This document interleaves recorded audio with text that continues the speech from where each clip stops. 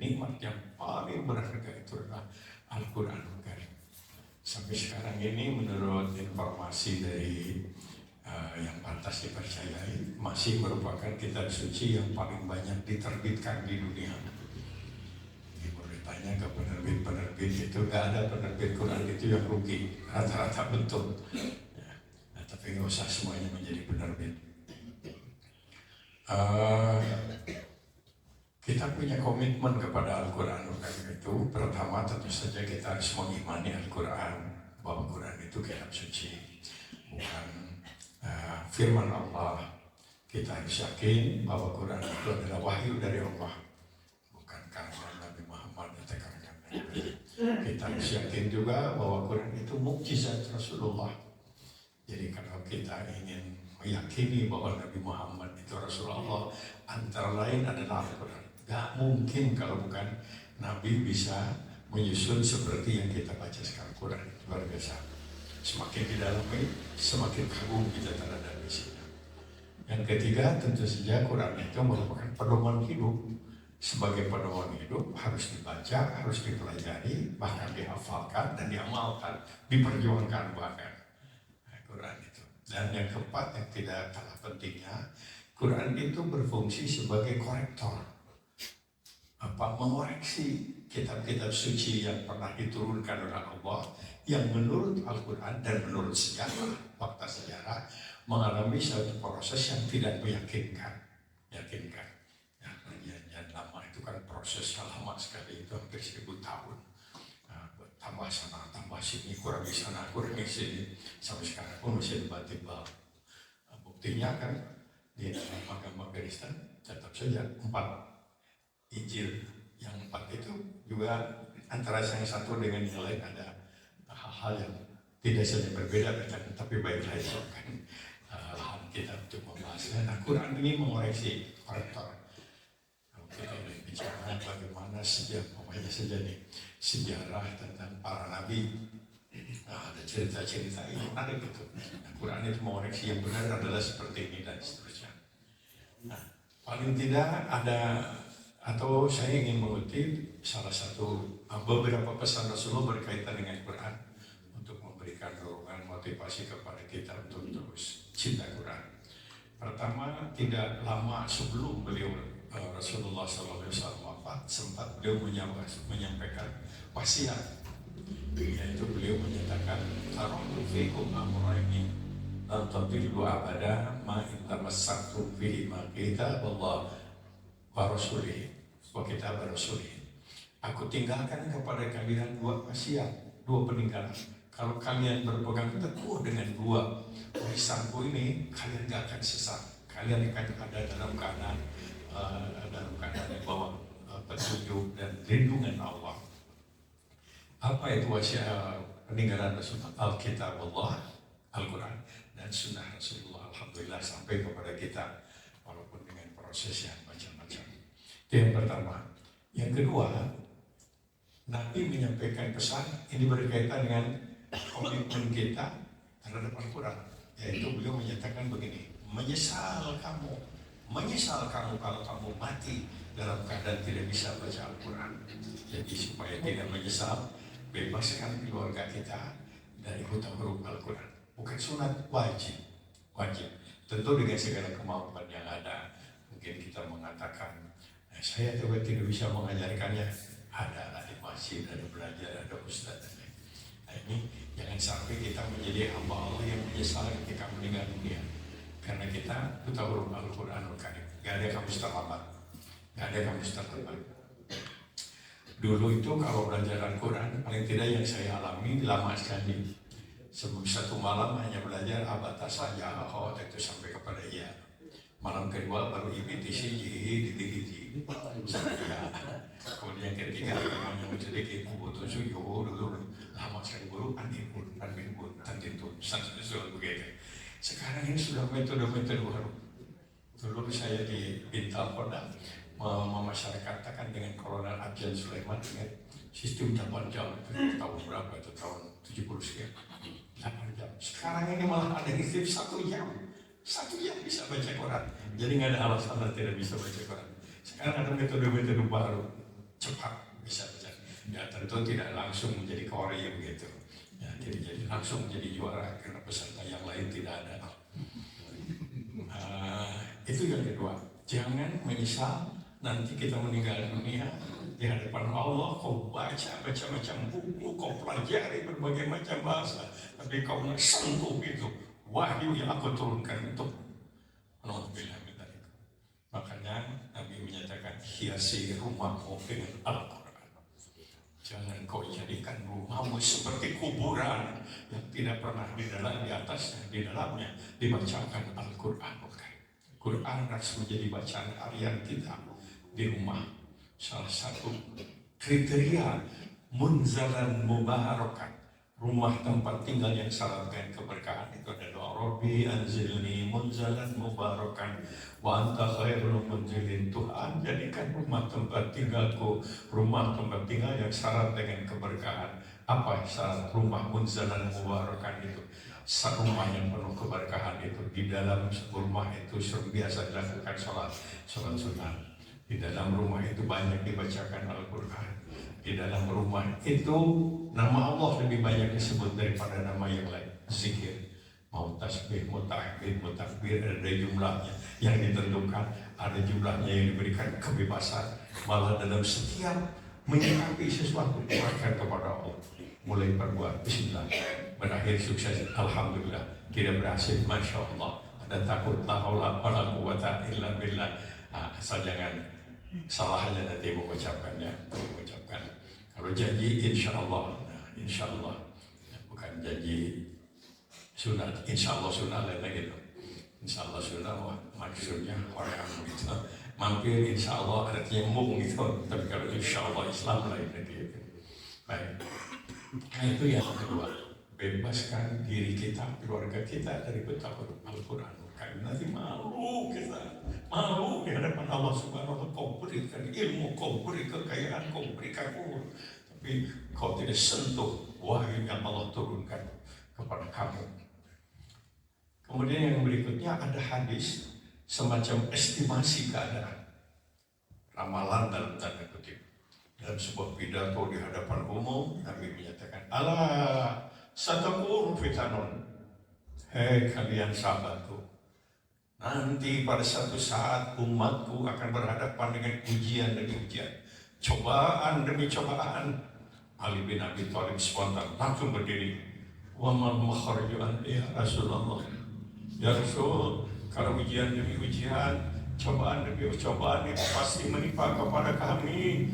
Apa jalan keluarnya Rasulullah? Apa jalan keluarnya supaya kami selamat dari ujian dan cobaan itu? Dengan tegas Quran Allah menyatakan, kita Allah berpegang teguhlah kepada Al-Quran. Fi naba'u ma qablakum. Di dalamnya ada contoh-contoh teladan umat yang terdahulu. Ya, ada orang kaya sukses, ada orang kaya yang tidak sukses, ada penguasa yang sukses, ada penguasa yang tidak sukses, macam-macam contoh. Dalam Al-Quran ada keluarga Nabi yang tidak berhasil, ada yang bukan keluarga Nabi tapi dia menjadi orang yang baik dan seterusnya. Naba'u ma'akum wa fihi khabaru ma ba'dakum. Dan di dalamnya ada estimasi dalam tanda kutip ramalan apa yang akan terjadi. Di dalam Quran itu ada, kalau kamu melakukan ini kamu bisa begini, kalau kamu tidak melakukan ini pasti kamu begini. Itu ada di dalam Al-Quran. Nah ini beberapa sabda Rasulullah yang berkaitan dengan Quran. Jadi sekali lagi kita bersyukur kita mempunyai Al-Quran Karim. Ini adalah aset kita, kekayaan kita. Oleh karena itu komitmen kita kepada Al-Quran harus dimantapkan. Antara lain adalah biasa baca Al-Quran Karim. Boleh ditelitilah. Saya pernah melakukan penelitian itu. Orang yang biasa baca Quran itu relatif lebih tentram, lebih tenang hidupnya daripada mereka yang tidak pernah baca. Saya yakin orang yang mendawamkan biasa baca Al-Quran lebih tangguh menghadapi ujian, tantangan dan godaan dibandingkan dengan mereka yang tidak pernah baca Al-Quran. Saya yakin itu. Yakinnya karena ada ayatnya, yakinnya karena pengalaman penelitian, yakinnya juga karena ada fakta sejarah. Jadi yakin itu. Bahkan saya bisa memberikan jaminan, orang yang biasa akrab dengan Al-Quran, tentu dengan segala pengamalannya, kepikunannya ditangguhkan. Kepikunannya, saya yakin, satu pernah melakukan penelitian, rasanya ilmiah begitu. Kemudian yang kedua adalah fakta sejarah, dan yang ketiga adalah ada ayatnya, ada ayatnya. Jadi ketika Rasulullah SAW pernah mengalami sebuah tekanan yang luar biasa, fitnah, pelecehan, penghinaan, segala macam penderitaan, pada waktu itu Allah antara lain memberikan sebuah resep spiritual terdapat pada surat Al-Muzammil. Surat Al-Muzammil itu seolah-olah dilatar belakangi oleh satu suasana batin, kau dihina, kau difitnah, kau disakiti, kau diperolok-olokkan, kamu bersabar. Kamu tidak boleh dendam. Orang dendam nggak pernah tenang hidupnya, itu pikirannya jelek terus ingin mencelakakan orang. Kamu juga jangan kamu juga tidak boleh marah. Marah nggak pernah menjadi solusi. Marah itu tidak pernah menyelesaikan masalah. Marah itu menambah masalah, menambah persoalan. Jangan marah. Tidak boleh putus asa. Tugasmu suci. Jadi harus bagaimana? Qumil laila, biasakan sholat malam, warattil Quran, baca Quran. Dua resep. Biasakan sholat malam, baca Quran. Apa janji Allah? Inna sanulqi 'alaika qawlan tsaqilan. Aku berikan kepadamu kharisma bil kasyaf. Kharisma bil kasyaf. Kharisma bukan karena gelar, kharisma bukan karena kaya, kharisma bukan karena kedudukan, kharisma bukan karena darah biru, tapi kharisma karena dia akrab dengan Al-Quran dan biasa sholat malam. Yang kedua janji harus yakin. Inna nasyatal laili asyaddu wat'awwa wa qila. Orang-orang yang biasa sholat malam dan baca Al-Quran tangguh menghadapi ujian, tangguh menghadapi tantangan, tangguh menghadapi fitnah bahkan. Nah ini bekal ayatnya, ada banyak ayat-ayat yang lain, tapi ini wahyu yang turun generasi-generasi pertama ketika Nabi sedang dihadapkan dengan berbagai macam fitnah, tantangan dan penghinaan. Kemudian fakta sejarah, bapak-bapak jamaah boleh baca itu sejarah orang-orang yang berprestasi, khusus yang saya pelajari tentu yang berprestasi dalam dunia keilmuan ya, dunia keilmuan, ulama. Itu ulama-ulama yang berprestasi, yang melahirkan karya-karya jenius, karya-karya monumental. Bayangkan buku yang diterbitkan ratusan kali, diterjemahkan ke dalam berbagai macam bahasa, dikagumi, bahkan kadang-kadang orang berlebihan itu memprioritaskan itu daripada Quran, tentu salah ya. Salah. Kita ambil dua contoh. Satu dalam dunia fikih, yang hal-hal soal syariah, Imam Syafi'i. Itu yang namanya karya Imam Syafi'i itu sudah berapa ratus kali diterjemahkan ke dalam berbagai macam bahasa, lebih dari 20 bahasa. Saya kira sampai sekarang orang-orang di Indonesia, bahkan maaf di pesantren itu kadang-kadang agak berlebihan, seolah-olah melebihi Quran gitu. Pengen Imam Syafi'i gitu, maka melahirkan mazhab Syafi'i. Bukan soal itu yang akan saya bahas, tapi begitu luar biasa ini kitab.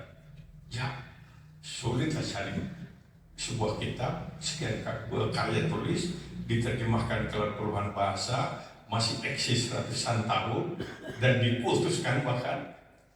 Dan yang kedua, representasi dari dunia tasawuf, soal apa spiritualisme Islam dan sebagainya. Itu Al-Ghazali, karya Ihya Ulumuddin. Itu luar biasa Ihya Ulumuddin. Ihya Ulumuddin itu diterjemahkan ke puluhan bahasa asing, dikaji, dipelajari, bukan orang Islam saja mempelajari apa sih unggulannya ini. Ya, seorang mantan rektor 3 periode ini Universitas Al-Hikmah di Baghdad ini. Nah, dari apa yang saya sampaikan, ternyata adalah beliau-beliau itu adalah punya dua kebiasaan. Tentu ada kebiasaan yang baik. Satu, tidak pernah meninggalkan sholat malam. Dan yang kedua, tiada hari tanpa baca Al-Quranul Karim. Fakta sejarah, puguh ayatna, ada contohnya, catundar kembali adalah Al-Quranul Karim. Kalau kita ragu-ragu, menurut hemat saya, betul aja curang lah. Cuma masa yakin pangan Hoream, kita Hoream. Jadi yang paling berat itu memang melawan Hoream. Alas ya. Nah kita bersyukur kepada Quran itu sampai kepada kita ingin meyakinkan.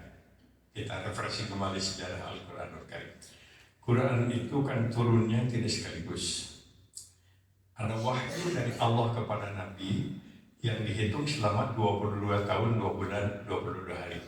Tidak ada hubungan dengan calon nomor 2, hati-hati, jangan diinterpretasi macam-macam. 22 tahun, 2 bulan, 22 hari. Sebagian di Makkah, sebagian di Madinah. Nah, setiap wahyu turun kepada Nabi, itu oleh Nabi dihafalkan pasti. Setelah oleh Nabi dihafalkan, didiktekan kepada para penulis wahyu setelah ada penulis wahyu waktu itu. Kalau wahyu beberapa wahyu pertama kan belum ada penulis wahyu. Surat Al-Alaq, surat Al-Qalam, Al-Muzammil, Al-Mudaththir belum itu. Tapi setelah itu Nabi selalu dikawal oleh para penulis wahyu. Sahabat-sahabat yang soleh, sahabat-sahabat yang cerdas, yang dipuji daya hafal dan luar biasa. Antara lain Zaid bin Thabit. Jadi kalau beliau terima, beliau hafalkan. Setelah itu beliau perintahkan, Zaid, tulis ini pada surat A, pada surat B. Jadi penetapan surat dari ayat-ayat itu Nabi, artinya berdasarkan wahyu. Jangan ada anggapan ini Mekah yang kurang dia begitu. Kalau berbinas terakhir Al-Baqarah ulah, ekonomi sakit sampai betina gitu, dan seterusnya. Memang dari sanonya begitu. Zaid, tulis lagi Zaid, setelah ditulis, baca mau dibaca lagi ya Zaid. Perhatikan, setelah dibaca Nabi mengatakan, tempatkan surat ayat itu pada surat A, pada surat B. Itu berproses 22 tahun, 2 bulan, 22 hari. Nabi hafal, para penulis wahyu hafal Al-Quran. Jadi jaminan lah, keautentikan itu gak mungkin ada, dan Allah memberikan jaminan memang. Nah, setelah Rasulullah, wahyu itu turun tidak seperti susunannya, tidak seperti sekarang. Bisa dikaji dari asbabun nuzul, tapi tidak semua ayat Quran diketahui kapan turunnya, tidak semuanya, mungkin ada beberapa lah. Tapi bahwa yang pertama Al-Alaq itu disepakati, ada perbedaan. Dan yang terakhir adalah Al-Maidah ayat 3, Al-Yawma akmaltu lakum dinakum. Itu Nabi ketika melaksanakan haji wada, disebut haji perpisahan, karena beliau hanya 1 kali haji, jadi beliau haji 1 kali. Nah, setelah Rasulullah SAW Quran itu sudah ditulis oleh para sahabat pada catatan-catatan pribadi, sudah dihafalkan oleh para sahabat. Ketika setelah Rasulullah SAW, Abu Bakar Siddiq segera mengambil sebuah inisiatif, katanya atas usulan dari Umar, ada yang mengatakan usulan dari Ali, terlepas dari itu semua, tapi keputusan politik, keputusan Khalifah waktu itu segera kumpulkan para penghafal Quran, segera kumpulkan naskah-naskah yang bertebaran, dibentuk tim besar, kemudian sepakat semua sahabat. Kalau sepakat itu ada jaminan, la tajtami'u ummati 'ala dhalalah. Kalau sahabat-sahabat Nabi sepakat, nggak ada beda pendapat, jaminan ya bisa menjadi sumber hukum. Nggak mungkin kan 1000 orang soleh di LKB, nggak mungkin.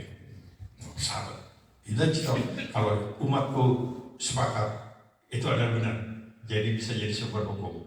Nah, berhasil Abu Bakar Siddiq ini menghimpun bersama timnya Al-Quran. Susunannya beliau tidak menyusun berdasarkan periode turun. Karena turun kan Al-Alaq, Al-Qalam dulu, kemudian Al-Alaq, Al-Qalam, Al-Muzammil, Al-Mudaththir dan seterusnya. Tapi beliau menyusun Quran itu berdasarkan bacaan beliau, bacaan Nabi pada waktu akhir-akhir dari kehidupan beliau. Setelah turun wahyu yang terakhir itu sekitar 80 hari beliau. Nah, beliau membaca Al-Quran itu kadang-kadang dalam sholat yang panjang, kadang-kadang juga di luar sholat didengar oleh para sahabat, maka disusunlah Quran itu susunannya seperti yang kita lihat sekarang. Jadi susunan Quran sekarang Al-Fatihah, Al-Baqarah, Al-Imran, An-Nisa, dan yang terakhir Qul a'udzu birabbin nas, itu adalah merupakan sebuah hasil dari bacaan Rasulullah, ijma, konsensus seluruh sahabat. Jadi tidak boleh kita melakukan penyusunan Al-Quran berdasarkan namanya surat favorit, tidak boleh. Mual Al-Baqarah angkewe sapi betina, muni An-Nisa heula awewe, begitu kan, nggak boleh. Setelah itu kemudian Al-Maidah gitu ada hidangan, dan tidak boleh. Susunannya harus seperti sekarang Al-Quran itu. Jadi alhamdulillah, jaminan Quran itu adalah satu naskah asli yang di zaman Abu Bakar itu sempat diperbanyak di zaman Utsman sampai sekarang ada. Kemudian yang kedua, dari sejak zaman sahabat, tabi'in sampai sekarang, Quran itu menjadi satu-satunya kitab yang bisa dihafal oleh ribuan jutaan manusia. Gak tahu betul atau tidak Pak Gubernur Pak Emil Salim, Kang Emil menyatakan di setiap desa ada penghafal Al-Quran, mudah-mudahan betul. Nah, kalau tidak nanti kita lanjutkan. Jadi penghafal Al-Quran satu-satunya kitab suci yang bisa dihafal. Bukan hanya kitab suci, kitab yang setebal itu nggak ada yang keyakinan. Kalau bapak-bapak bisa memperhatikan ada buku tebalnya separuh Quran dan ada yang menghafalnya, saya berani, silakan potong telinga masing-masing. Dimantong mas. Baik, jadi ini kelebihan dan sampai sekarang. Makanya kita sekarang berdiri pesantren tahfidz penghafal Al-Quran kan. Penghafal Al-Quran. Ini ada satu kisah yang menarik. Saya ingat pernah lupa ini tahun 80 sekian. Ada seorang anak usia 8 tahunan, namanya Toba orang Iran. Dia mendapatkan gelar Doktor Honoris Causa di Universitas London. Dia anak kecil. Kenapa? Dia disebut sebagai ensiklopedia Quran. Ditanya nomor ayat hafal, ditanya masalah bisa jawab. Malah deteksi Masjidil Haram dari Masjidil Sabiat filmnya itu. Masjidil Haram oleh para ulama mites. Setelahkan saya kalau masalah apa? Besi keluar itu surat Al-Hadid tentang besi. Ba'sun wa fihi nafa'un. Besi itu diolah dapat melahirkan bahaya yang maha dahsyat, tapi bisa melahirkan manfaat yang banyak. Kan luar biasa itu ayat tentang besi. Tentang angin. Nawal kata angin itu bisa menghubungkan dua jenis tumbuh-tumbuhan. Nah, ngawinkeun tumbuh-tumbuhan itu angin ini lain ku ustaz. Kemudian dibaca beberapa itu diteliti oleh tim dari London, diteliti ini kenapa ini orang bisa luar biasa begini. Dia tidak meneliti Qurannya tentu, meneliti kenapa anak itu bisa jawabannya secara singkat dari hasil macam-macam itu yang bisa singkat. Ternyata dia adalah seorang, dan pertama bapaknya adalah guru Al-Quran sehari-hari Quran, ibunya ustadzah Al-Quran, rumahnya adalah madrasah Al-Quran, sehari-hari hidupnya dengan Al-Quran Al-Karim, sejak dia dihamilkan sampai lahir sampai besar selalu dengan Al-Quran. Wallahu a'lam. Tapi itu tentu bukan Quran ini ya. Sejarah ini itu adalah kajian dari beberapa. Jadi kalau bapak tidak percaya nggak murtad. Tapi kalau tidak percaya Quran sebagai firman Allah, baru murtad gitu. Kalau tidak udah berarti bisa amalkan sama ini. Saya cerita tentang filmnya ada, bukunya ada begitu. Tapi saya berkali-kali dalam kapasitas sebagai ketua MUI berkunjung ke beberapa pesantren, antara ini saya ingat Sukabumi. Saya nangis karena anak 8 tahun saya silakan pakai, saya baca Al-Quran, nggak damai dulu kenalnya aja, baru ketemu berkunjung baca aja, baca tamat, bukan dari baca. Ya Allah, ini luar biasa. Tentang Al-Quran, satu-satunya kitab suci atau kitab yang lain yang bisa dihafal. Nah, Jamaah sekalian, ini adalah yang patut kita syukuri luar biasa Quran itu. Kalau ada sedikit aja ada yang merubah akan cepat dikatakan pernah di Indonesia. Itu salah titik jadi masalah. Itu salah titik ditulisnya harusnya iya titik 2, tapi dia tulis non. Artinya bisa kalau non itu kalau non itu kami, kerja itu dia. Nah konteks itu iya itu disebut jadi masalah, disebut itu peredaran gitu. Nah, waktu itu ya. Jadi ini adalah kebanggaan kita dengan Al-Quran Karim.